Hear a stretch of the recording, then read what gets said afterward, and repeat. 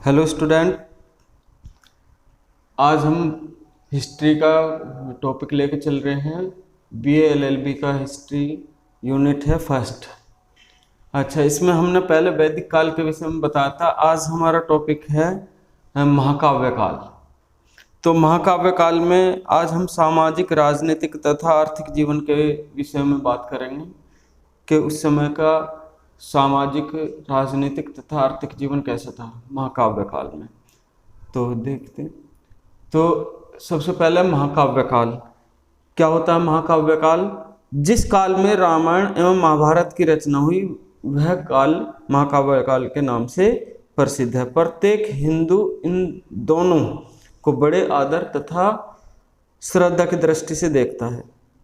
आज भी इसमें वर्णित धर्म, आचार, व्यवहार, विचार, नियम, व्यवस्थाएं और प्रथाएं हजारों वर्ष व्यतीत हो जाने पर भी हमें प्रेरणा दे रही हैं। अच्छा, इसके बाद आता है पीरियड ऑफ रामायण। रामायण का रचना काल क्या है। रामायण की रचना महर्षि वाल्मीकि ने की थी, जो आर्यों के मानव जीवन को सर्वोच्च आदर्श की शिक्षा प्रदान करने के अभिप्राय से की थी। रामायण की रचना जो है 500 ईसा पूर्व की है, किंतु इसके जो वर्तमान स्वरूप अधिकांश भाग 6 शताब्दी से पूर्व में लिखा प्रतीत होता है। राम कथा दशरथ जातक पाली भाषा में लिखी हुई है।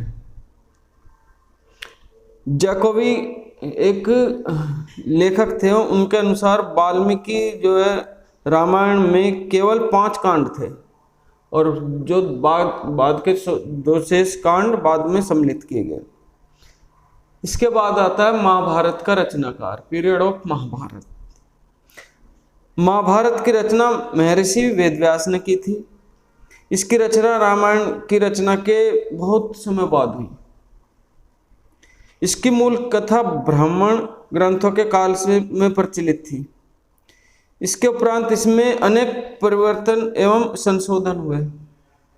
इनका वर्तमान स्वरूप 509 ईसा पूर्व तक समाप्त हो चुका था, किंतु अंतिम संस्करण 200 ईसा पूर्व सातवां युग था, उसमें युग में हुआ। फिर है रामायण और महाभारत का महत्व।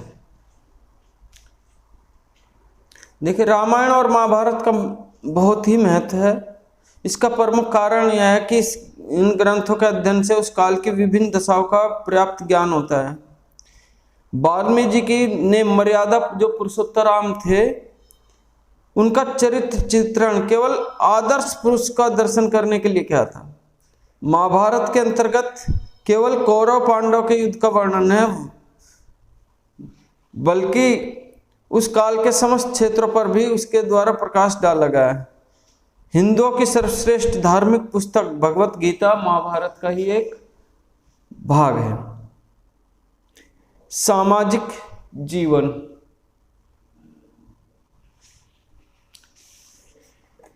अब है रामायण और महाभारत का जीवन।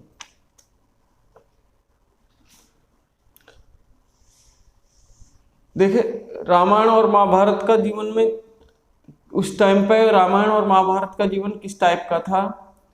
सबसे पहले सामाजिक जीवन। इस काल में सामाजिक जीवन का आधार वर्ग व्यवस्था थी।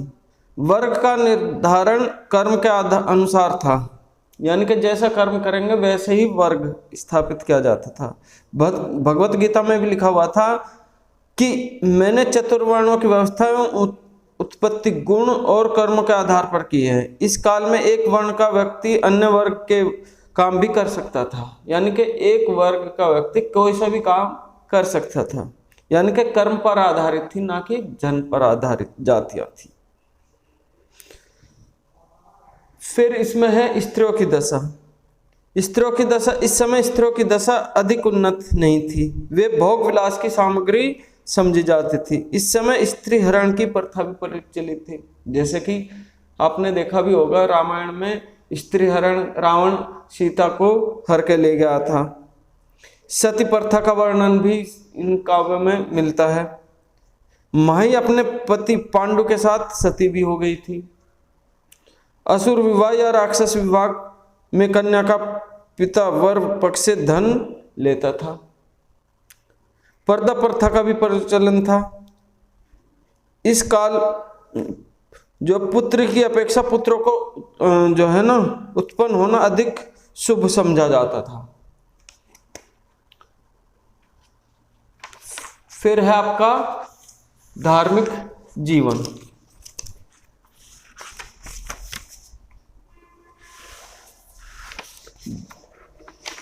धार्मिक जीवन में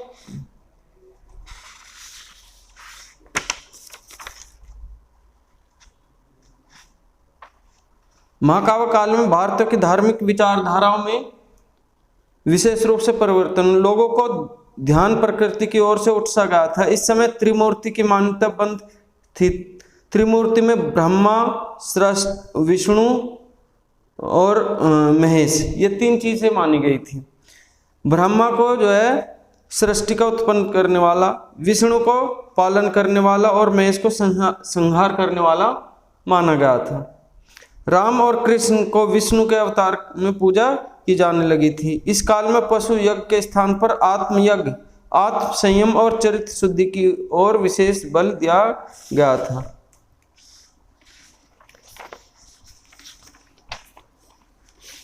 नेक्स्ट है खान पान। आर्यों का खान पान अब भी अधिकतर दूध, मक्खन, घी, दही, गेहूं, जौ, चावल था। महाकाव्य काल के शुरू में तो मांस खाना घृणा से नहीं देखा जाता था, किंतु बाद में यह घृणा की दृष्टि से देखा जाने लगा। मदिरा का भी सेवन विभिन्न अवसरों पर इस समय किया जाता था। फिर है एजुकेशन, शिक्षा। इस काल में निःशुल्क एवं शिक्षा की व्यवस्था थी। बालिकाओं की शिक्षा का भी जो है प्रबंध था, यानी कि लड़कियों को भी शिक्षा दी जाती थी। शिक्षा का उद्देश्य बालक का जो है मानसिक, शारीरिक एवं मानसिक आध्यात्मिक विकास माना जाता था। अधिकतर बच्चे गुरु के आश्रम में रहकर ही शिक्षा प्राप्त करते थे।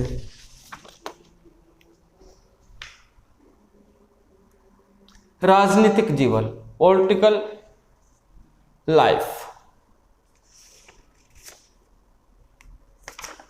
इस समय राजनीतिक जीवन जो है, प्रत्येक राजा के मन में राज्य को विशाल करने की भावना रहती थी। शक्तिशाली राजा निर्बल राजाओं के राज्यों को अपने विशाल साम्राज्य में सम्मिलित करते थे। पराजित राजा को विजित राजा की आज्ञा माननी पड़ती थी। जैसे अब है इसमें राजा, किंग। इस काल के भारत में राजतंत्र था। राजवंश पैतृक हो गया था। पैतृक का मतलब था कि पहले पिता राजा, फिर उसका बेटा राजा, फिर उसका बेटा राजा। इस समय ऐसी भी पद्धति का आरंभ हो गया था, जब ज्येष्ठ पुत्र राजा बनने के अयोग्य हो तो उसके स्थान पर किसी अन्य पुत्र को राजा बनाया जाता था। सभा और समिति द्वारा राजा पर नियंत्रण रखा जाता था। उस समय पर सभा और समिति थी दो, जिससे कि राजा पर अंकुश लगाया जा सके, राजा पर नियंत्रण रखा जा सके। फिर इसमें थे राजा के कर्तव्य। महाकाव्य काल में राजा का मुख्य कर्तव्य जनता के हितों का ध्यान रखना था। हर समय राजा को जनता के साथ न्यायपूर्ण व्यवहार करना अनिवार्य था। राजा अपने पुत्र का भी अपराध क्षमा नहीं कर सकता था इस समय पर। फिर है राज्य की आय के साधन, सोर्सेस ऑफ स्टेट इनकम। राज्य की आय के प्रमुख स्रोत भूमि कर था। खाने, समुद्रों और वन की संपत्ति पर लगाए हुए कर से की गई वसूली थी, और इन वसूली के लिए जो है पदाधिकारी रखे जाते थे। कर का अधिकांश भाग जनहित, जो जनता के हित के लिए कार्यों में व्यय किया जाता था। राजा किसानों से पैदावार का जो छठा भाग लिया करता था। फिर है सैनिक व्यवस्था। राजा को देश की रक्षा करने के लिए विशाल सुसज्जित और सुसंगठित सेना रखनी पड़ती थी। स्थायी सेना से राजा कभी भी अपनी सत्ता को बड़ा यानी कि सुदृढ़ करने का प्रयास करता था और आसपास के निर्बल राज्यों को पराजित कर अपने विशाल साम्राज्य में सम्मिलित कर लिया करता था। सेना के 4 अंग थे। पदाती जिसको पैदल सेना कहते थे, अश्व घोड़े पर, हाथी, रथ, ये 4 प्रकार की सेना थी। राजा रथों पर बैठकर यह उस समय पर युद्ध किया करते थे। इनके प्रमुख हथियार थे तलवार, ढाल, धनुष, बाण आदि, गदा। Thank you.